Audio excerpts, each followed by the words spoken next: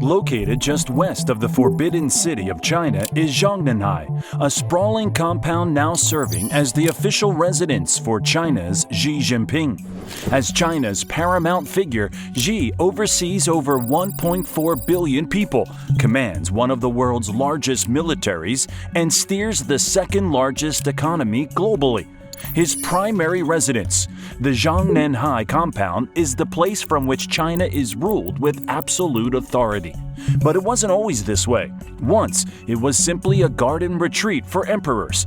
How did it become the most exclusive and politically charged residence in modern China? To understand that, we must go back to the man who made it so.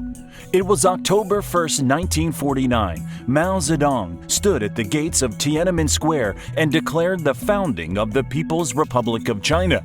The Communist Party had won, but now they needed a seat of power, an undisputed headquarters from where the country would be ruled. Some suggested repurposing the old nationalist headquarters, while others proposed building something new. Mao dismissed these ideas. He wanted something close to the heart of Beijing's power, yet impenetrable. A place that would not just house the revolution, but protect it. One evening, in a dimly lit room filled with cigarette smoke and maps of Beijing spread before him, he made his decision. Zhongnanhai, he murmured, tapping his fingers against the table. It was once a place for emperors. Now it will serve the people. Zhu Enlai, his trusted comrade, studied the map. It's close to Tiananmen, well fortified, but using a former imperial garden. Won't that send the wrong message? Mao smirked. No, it will show that the old China is gone. The palace of emperors will now house the servants of the people.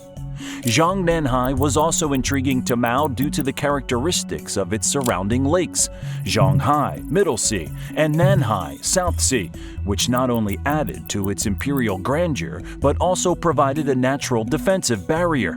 These ancient waters, once part of the Yuan, Ming, and Qing dynasties' imperial gardens, offered both seclusion and security, making the compound an ideal seat of power. The lakes acted as a physical moat, restricting access and reinforcing the idea of an untouchable leadership enclave. Zhongnanhai, with its calm, reflective surface, created an illusion of tranquility, yet beneath its waters, a network of patrol boats and hidden surveillance systems ensured constant monitoring of any potential threats. Nanhai, positioned closer to key government buildings, functioned as a geographic divide, separating the ruling elite from the rest of Beijing. Beyond these waters lay Baihai, North Sea, a lake accessible to the public, in stark contrast to the secrecy of Zhongnanhai. This deliberate separation reflected the Communist Party's control, where leadership remained hidden behind layers of security, both natural and man-made. Over time, what was once a serene retreat for emperors evolved into a silent fortress, guarding the highest echelons of Chinese power. From Zhongnanhai, he launched the Great Leap Forward, ignited the Cultural Revolution, and crushed his political rivals. This was not just his home, it was the heart of his rule. After Mao, Zhongnanhai has experienced 3 more imperial leaders, each leaving their own unique mark, but none more so than its current leader, Xi Jinping. When Xi Jinping rose to power in 2012, he inherited not just a nation on the rise, but also a fortress of political control. However, in his vision, this residence would not remain just a secluded compound for governance. It had to evolve, not only as a seat of power, but as a symbol of China's tightening grip on global affairs. Initially, he expanded surveillance, installing AI-powered facial recognition and motion tracking cameras at every entrance. By 2014, access to the compound had been further restricted, with biometric scanners replacing traditional security passes, ensuring that even high-ranking officials needed clearance for specific areas. In 2016, the walls of Zhongnanhai were reinforced with blast-resistant materials, and electromagnetic shielding was introduced to prevent electronic surveillance or cyber intrusions. By 2018, an underground command center had been expanded to act as a crisis management hub, linked directly to China's military and intelligence networks. The following year, no-fly zones were widened over Beijing, preventing drones and unauthorized aircraft from coming anywhere near the compound. By 2021, AI-driven threat detection systems had been fully integrated, analyzing behavioral patterns and identifying potential security risks before they could materialize. Within the fortified walls of Zhongnanhai, the architecture is a blend of traditional Chinese design and modern functionality, reflecting both the historical legacy of the compound and its evolving role as the nerve center of Chinese leadership. The buildings within feature classic upturned eaves, intricate wooden carvings, and glazed tile roofs in imperial yellow and deep red, colors historically reserved for the highest echelons of power. Courtyards are meticulously arranged in accordance with Feng Shui principles, ensuring harmony between structures, water, and landscape. Ornate pavilions and covered walkways connect different sections of the compound, allowing leaders to move discreetly between buildings. Despite their historic appearance, many of these structures have been reinforced and modernized under successive leaders, with underground bunkers, advanced security installations, and high-tech communication centers concealed behind their traditional facades. Next to Zhongnanhai is a cluster of government ministries and agencies, including the Ministry of State Security, the Ministry of Foreign Affairs, and key offices of the State Council.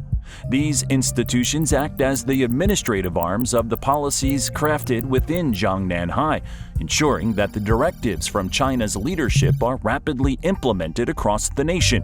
Media outlets also play a crucial role in the area, with state-run giants like Xinhua News Agency and China Central Television (CCTV) headquartered nearby.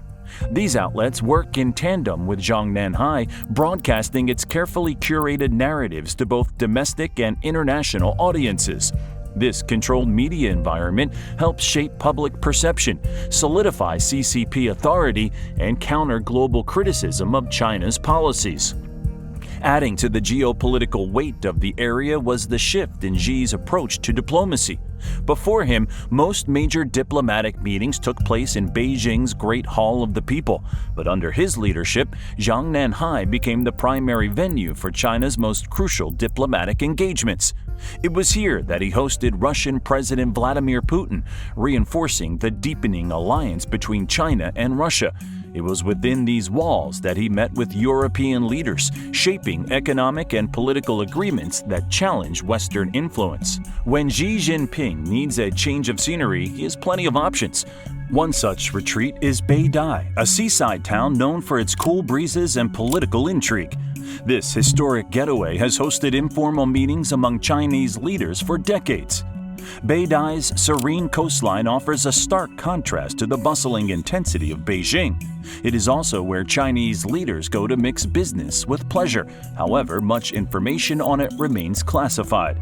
Another retreat lies in the mountains of Zhejiang province, surrounded by lush forests and unparalleled privacy. These mountain villas are not only secluded but also strategically located to ensure security and confidentiality.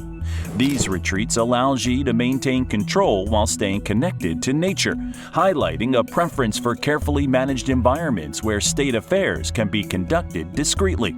When he needs to travel, Xi Jinping's movements are orchestrated with a level of precision that reflects both the security demands of his role and the symbolism of his leadership. Domestically, whether heading to another residence like Beidai or attending a regional meeting, his motorcades operate under strict protocols. Roads are temporarily closed, traffic is rerouted, and an armored convoy accompanies him, complete with elite security teams and emergency response vehicles. If traveling by China's high-speed rail, specially designed carriages are attached to the train, outfitted with advanced communication systems, luxurious interiors, and reinforced safety features. These rail journeys not only ensure efficiency and security, but also subtly promote China's technological achievements. Unlike other global leaders who own properties abroad, Xi's retreats emphasize staying within China's borders, reinforcing his image as a leader deeply rooted in the nation. These choices reflect a broader political narrative, the prioritization of domestic strength and self-reliance over international entanglements. It's a strategic decision that aligns with the messaging of the Chinese Communist Party. The immense resources invested in maintaining Zhongnanhai as a secure and luxurious residence highlight the vast gulf between the life of China's leader and that of the average citizen. In rural areas, poverty persists, with families lacking access to basic healthcare, clean water, and quality education. Even in urban centers, many workers endure grueling hours in factories or service jobs for modest wages, living in overcrowded apartments or dormitories. The government's focus on showcasing modernity through high-profile infrastructure projects and luxury for its leadership often feels disconnected from the realities of ordinary people. For many, Zhongnanhai is not a symbol of pride, but a reminder of a system that prioritizes the consolidation of power over addressing systemic inequality. This stark disparity raises questions about the balance between projecting national strength and meeting the needs of China's vast population, with Zhongnanhai standing as the ultimate contrast between privilege and the struggles of everyday life.